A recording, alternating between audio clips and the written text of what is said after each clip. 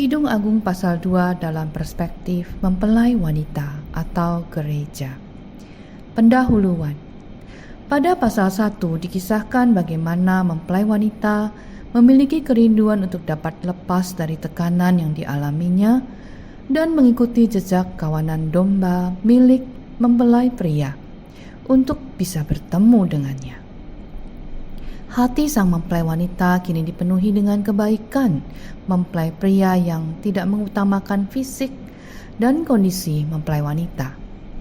Pasal 2 ini menceritakan perjalanan mempelai wanita yang kini memiliki hasrat untuk semakin dekat dengan mempelai pria.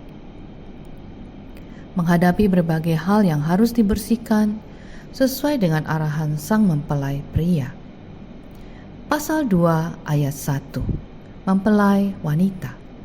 Bunga mawar dari Sharon aku, bunga bakung di lembah-lembah. Mawar Sharon adalah ungkapan Alkitabiah. Meskipun identitas tanaman yang dimaksud tidak jelas dan masih diperdebatkan di kalangan sarjana Alkitabiah. Ada suatu kebiasaan untuk menghargai tanaman berbunga yang berbeda-beda di berbagai belahan dunia dengan sebutan mawar. Namun, nama ini tidak mengacu pada bunga mawar yang sebenarnya. Kata mawar memang sering digunakan dalam berbagai puisi dan lirik pada zaman itu sebagai pengganti kata bunga. Ya, suatu perasaan pujian akan timbul ketika melihat di suatu lembah tumbuh sebuah bunga yang indah. Foto di atas merupakan contoh mawar Sharon yang dikenal di Amerika. Gadis sulam atau mempelai wanita membandingkan dirinya dengan bunga liar yang sederhana di lembah-lembah. Karena ia tidak terbiasa dengan segala kemewahan yang ada di Yerusalem. Sharon adalah dataran di pesisir, di bagian selatan Gunung Karmel.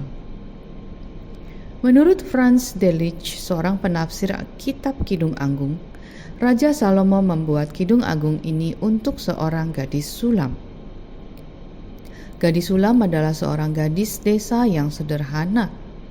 Salomo tertarik pada kecantikan dan ketulusan gadis sulam. Hal ini selain membuat Salomo melepaskan praktek poligaminya, juga membuat Salomo mengenal ide pernikahan yang mula-mula dicatat dalam Kejadian 2 ayat 33 dan seterusnya sebagai sebuah pengalaman nyata. Kidung Agung pasal 2 ayat 1 dimulai dengan perkataan mempelai wanita yang memandang dirinya sebagai bunga sederhana di tengah-tengah lembah dunia yang kelam. Oleh karena sudah mendengarkan pandangan mempelai pria mengenai dirinya, pandangan terhadap diri sendiri pun berubah. Jika tadinya mempelai wanita dalam pasal 1 melihat keburukan dirinya, tapi karena sang mempelai pria tidak melihat itu, namun melihat ketulusan mempelai wanita yang seperti merpati, cantik, maka terjadi perubahan terhadap gambar diri mempelai wanita menjadi lebih positif. Jadi, ketika kita melihat lebih teliti, maka mawar Sharon adalah cara mempelai wanita memandang dirinya. Nah, sesungguhnya bagaimanakah mempelai pria memandang sang mempelai wanita? Mari kita lihat di ayat berikutnya. Pasal 2 ayat 2. Seperti bunga bakung di antara duri-duri, demikianlah manisku di antara gadis-gadis, kata mempelai pria. Ya, sang mempelai pria kembali mengangkat kepercayaan diri mempelai wanita dengan mengatakan bahwa mempelai wanita adalah bunga bakung di antara duri-duri. Bunga bakung adalah bunga yang cantik, besar, berwarna-warni, dan wangi. Di mata mempelai pria, gadis lain jangankan bunga, tapi hanyalah sekumpulan duri-duri. Kekasih Tuhan, terkadang kita menganggap bahwa Tuhan Yesus mengasihi semua orang. Siapakah kita ini? Tapi sesungguhnya Tuhan Yesus sang mempelai pria selalu mengasihi setiap orang secara personal. Iya, betul bahwa Tuhan Yesus mengasihi semua orang. Namun Tuhan Yesus mengasihi kamu secara pribadi. Bukanlah kebetulan kamu menjadi kekasih Tuhan dan membaca buku ini, bukan? Jadikanlah kasih Tuhan secara personal. Yakinlah bahwa ketika Tuhan memandangmu, Dia hanya memandang kamu, tidak yang lain. Ketika Tuhan memandang kamu, hanya padamu, maka Roh Tuhan akan masuk dan berinteraksi secara personal kepadamu. Pasal 2 ayat 3. Mempelai wanita. Seperti pohon apel di antara pohon-pohon di hutan, demikianlah kekasihku atau my beloved di antara teruna-teruna. Di bawah naungannya aku ingin duduk. Buahnya manis bagi langit-langitku. Ketika mempelai wanita mendengar bahwa mempelai pria memuji dan tidak mengindahkan yang lain, bahwa yang lain hanyalah duri, ini membangkitkan keinginan mempelai wanita untuk betul-betul duduk diam di bawah naungan mempelai pria yang digambarkan seperti pohon apel. Kekasih Tuhan dapat memandang Tuhan Yesus sebagai tempat naungan yang teduh yang memberikan buah manis dalam hidup.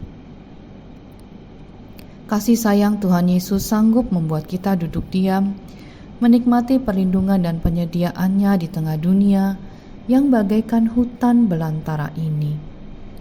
Kekasih Tuhan memiliki hati yang tertuju kepada Tuhan Yesus. Tidak ada Allah lain atau idola lain. Tuhan Yesus adalah satu-satunya tempat perlindungan dan penyediaan bagi kita. Nahum 1 ayat 7. Tuhan itu baik. Ia adalah tempat pengungsian pada waktu kesusahan. Ia mengenal orang-orang yang berlindung kepadanya. Pasal 2 ayat 4. Mempelai wanita. Telah dibawanya aku ke rumah pesta, dan panjinya di atasku adalah cinta. Bayangkan sepasang kekasih menghadiri suatu pesta perjamuan.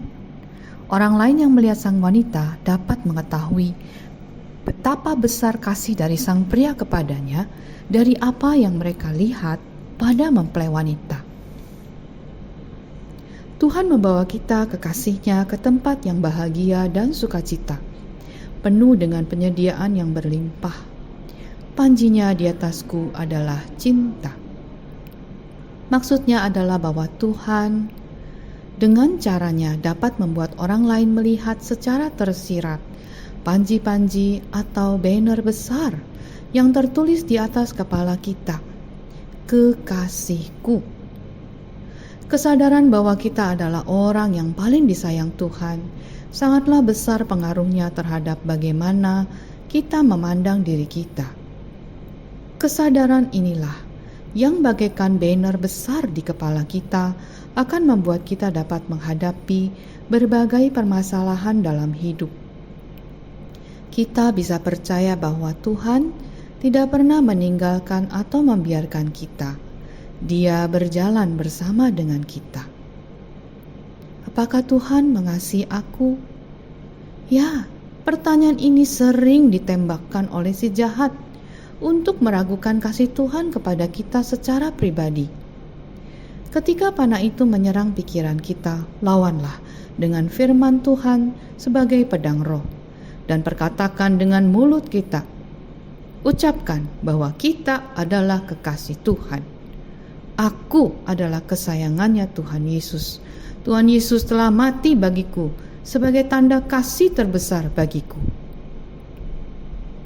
Panjinya di atasku adalah cinta. Taruhlah di kepala kita, beloved, kekasih Tuhan, kesayangannya Tuhan Yesus. Percayalah, tanpa kamu sadari, panah itu akan hancur dan senyumanmu akan kembali merekah. Filipi 4 ayat 13. Segala perkara dapat kutanggung di dalam Dia yang memberi kekuatan kepadaku. Mazmur 31 ayat 4. Tetapi aku, kepadamu aku percaya ya Tuhan. Pasal 2 ayat 5. Mempelai wanita. Kuatkanlah aku dengan penganan kismis, segarkanlah aku dengan buah apel, sebab sakit asmara aku. Ketika mempelai wanita mengalami serangan-serangan si jahat, ia yang telah dibawa oleh mempelai pria ke rumah pesta, tempat yang seharusnya membawa sukacita, namun entah mengapa sang mempelai wanita tidak merasakan hal itu. Ia meminta untuk dikuatkan dengan penganan kismis dan buah apel karena sakit asmara. Perasaan sakit asmara ini adalah suatu perasaan haus untuk dicintai oleh sang kekasih. Ya, walaupun sudah tertulis di atas kepala kita bahwa kita adalah kesayangannya Tuhan, tapi tetap saja kita masih memerlukan sesuatu yang dapat kita rasakan untuk mengecap kasih Tuhan. Kekasih Tuhan, kondisi sekeliling tidaklah dapat membuat kita menjadi bahagia. Kebahagiaan bersumber dari dalam. Dalam hal ini mempelai wanita meminta makanan, yaitu sesuatu yang dapat masuk ke dalam tubuhnya, yaitu kue kismis dan buah apel. Secara fisik, kismis berasal dari anggur yang mampu menghangatkan tubuh dan memberikan energi. Begitupun buah apel, sangat kaya manfaat, dan keduanya termasuk ke dalam superfood, makanan yang sangat baik bagi tubuh. Kismis atau buah anggur kering cukup sering dipakai dalam kisah di Alkitab. Abigail memberikan Daud 100 buah kue kismis di padang gurun Paran, 1 Samuel 25 ayat 18, untuk menyurutkan panas hati Daud terhadap suaminya. Daud memberikan 2 tandan kismis kepada seorang budak orang Amalek Mesir yang kelaparan di Besor. 1 Samuel 30 ayat 12. Kismis merupakan bagian dari perbekalan yang dibawa kepada Daud di Hebron untuk pasukannya. 1 Tawarik 12 ayat 40. Ziba memberi Daud ketika lari dari Absalom 100 buah kue kismis. 2 Samuel 16 ayat 1. Intinya, kue kismis ini memang mampu memberikan kekuatan pada tubuh. Namun uniknya, kismis merupakan salah satu makanan yang tidak boleh dimakan oleh seorang nazir Allah. Bilangan 6 ayat 3, dan juga merupakan persembahan berhala. Hosea 3 ayat 1. Kismis memang dapat menguatkan tubuh, namun janganlah mengandalkan kekuatan dari makanan, karena sesungguhnya Tuhanlah kekuatan kita. Begitupun apel. Istilah "one apple a day keep doctor away" merupakan istilah yang sangat populer, sehingga kita bisa melihat bagaimana kedua buah, anggur dan apel ini, menjadi buah yang mahal harganya. Memang betul bahwa apel pun secara fisik memiliki unsur gizi dan zat yang dapat meningkatkan imunitas tubuh. Suatu penelitian pribadi dari penulis menyimpulkan bahwa yang membuat apel begitu istimewa dibanding buah lain adalah ketahanan enzimnya. Enzimlah yang imunitas tubuh meningkat. Buah apel yang mengalami perlakuan pemanasan, pembekuan, dan penghancuran tetap memiliki reaksi enzim yang sama. Ini tidak ditemukan pada makanan lain.